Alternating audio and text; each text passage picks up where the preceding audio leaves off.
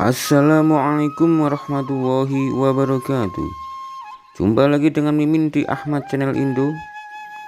Di cerita kali ini atau di video kali ini, Mimin masih melanjutkan tentang kisah Wali Songo.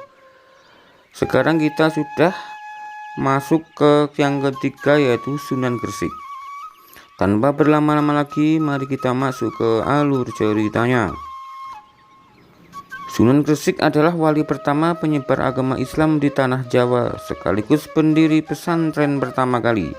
Ia berdakwah lewat jalur dagang dan tani. Sunan Gresik adalah wali pertama dari 9 wali penyebar Islam di tanah Jawa. Ia dakwah dengan melebur ke masyarakat melalui jalur dagang, pertanian, dan pengobatan yang disesuaikan dengan budaya masyarakat.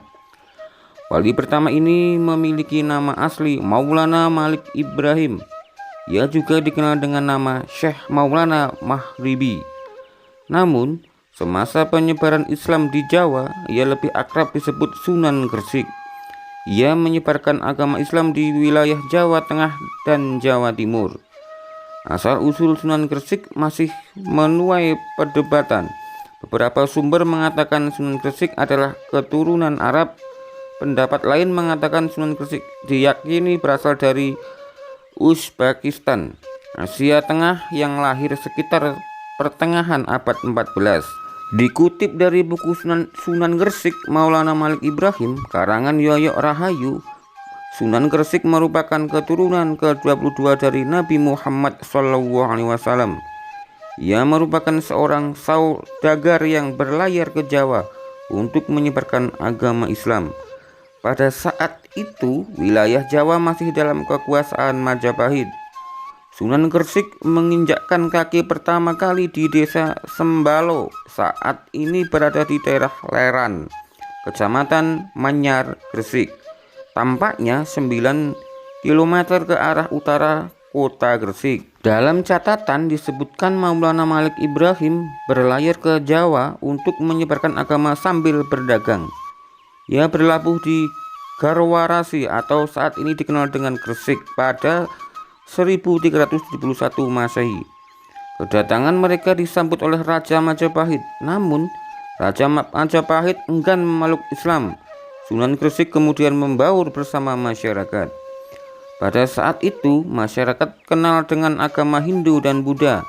Sunan Gresik pun menggunakan metode-metode seperti mengajari bercocok tanam dan memberikan ilmu pengobatan. Hingga pada suatu ketika, keberhasilan dakwahnya diketahui oleh Raja Majapahit. Akhirnya, ia diangkat sebagai Syah Bandar di Gresik dan diperbolehkan menyebarkan agama Islam secara meluas. Sunan Gresik merupakan pelopor dakwah dan pesantren. Tak sedikit yang menjulukinya sebagai bapak pesantren di Jawa. Ia mendirikan masjid pertama kali di desa Pasucinan Manyar. Masjid itulah yang kemudian dijadikan sarana dakwahnya hingga saat ini. Masjid Pasucinan diyakini sebagai masjid tertua di Pulau Jawa. Itu tadi kisah Sunan Gresik sebagai wali pertama yang menyebarkan agama Islam di Jawa. Dakwahnya yang dekat dengan masyarakat membuatnya diterima dengan baik dan berkembang dengan cepat. Sunan Gresik atau Syekh Maulana Malik Ibrahim masyhur di masyarakat karena keramat dan karomah yang dimilikinya. Salah satu karomahnya yaitu mampu mengubah beras menjadi pasir. Dikisahkan konon dalam perjalanan dakwahnya ke sebuah dusun yang diberkahi tanah subur, Sunan Gresik bersama salah satu muridnya singgah di sebuah rumah. Rumah itu pemilik saudagar kaya. Menurut desas-desus, pemilik rumah itu amat kikir. Padahal si empunya rumah adalah orang yang memiliki bertonton beras. Halaman rumahnya pun sangat luas. Di sana tersusun berkarung-karung beras hasil pertanian. Kabar tersebut membuat Sunan Gresik ingin menemui si pemilik rumah dan menasehatinya agar meninggalkan sifat kikir tersebut. Saudagar kaya itu pun menerima dengan ramah kunjungan Sunan Gresik. Dihidangkanlah jamuan yang baik untuk Sunan Gresik itu. Namun, Sesaat berselang, datanglah pengemis perempuan tua ke hadapan saudagar kaya itu. "Tuan, saya lapar sekali. Bolehkah saya meminta sedikit beras?"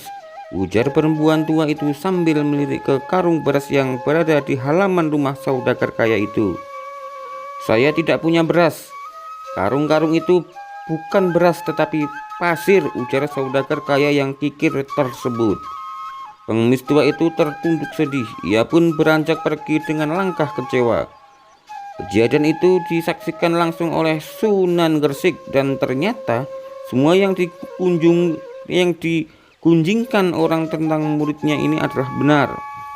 Akhirnya Sunan Gresik bergumam dalam hati dan berdoa. Pembicaraan yang sempat tertunda dilanjutkan kembali. Tiba-tiba obrolan antara Sunan Gresik dan saudagar kaya itu terhenti dengan teriakan salah satu pembantu saudagar kaya yang kikir itu. "Celaka Tuan, celaka. Saya tadi melihat beras kita sudah berubah menjadi pasir. Saya periksa karung lain dan isinya pasir juga. Ternyata semua beras yang ada di sini telah berubah menjadi pasir, Tuan." Sontak saja saudagar yang kikir itu segera beranjak dari tempat duduknya dan menghampiri beras-beras yang bertumpukan itu.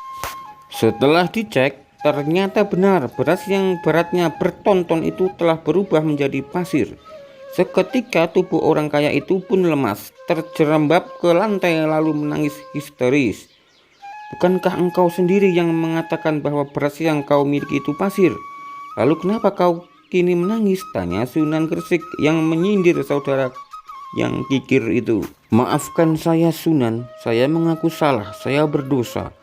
Saudagar itu meratap dan bersimpuh di kaki Sunan Gresik. Sunan Gresik tersenyum dan berkata, "Alamatkan maafmu itu kepada Allah Subhanahu wa Ta'ala dan pengemis tadi, bukan kepadaku." Penyesalan yang dalam langsung menyergap orang kaya itu. Dalam hati ia mengutuk dirinya yang telah berbuat kezaliman. Kemudian kepada Sunan Gresik ia berjanji akan mengubah semua perbuatannya. Saudagar kaya itu juga memohon agar berasnya bisa kembali seperti semula. Kekikirannya itu akan ia buang jauh-jauh dan menggantikannya dengan kedermawanan. Melihat permohonan maaf saudagar yang tulus dan rasa penyesal yang tergambar jelas dari aura wajahnya, Sunan Gresik pun kembali berdoa. Sunan Gresik berdoa agar beras yang telah menjadi pasir kembali seperti sedia kala, dan dengan izin Allah, beras yang telah berubah menjadi pasir itu menjadi beras kembali. Setelah kejadian tersebut, saudagar yang kikir itu berubah menjadi dermawan. Ia tidak pernah lagi mengusir pengemis yang datang ke rumahnya. Bahkan ia mendirikan musola dan majelis pengajian serta tempat ibadah lainnya. Demikian kisah karomah Sunan Gresik yang mampu mengubah beras menjadi pasir. Karomah selanjutnya yakni dipercaya ampuh dalam berdoa. Setiap doa yang dipanjatkannya, Allah akan langsung mengabulkannya. Salah satunya ialah ketika Sunan Gresik meminta untuk turun hujan kepada Allah melalui sholat istikharah.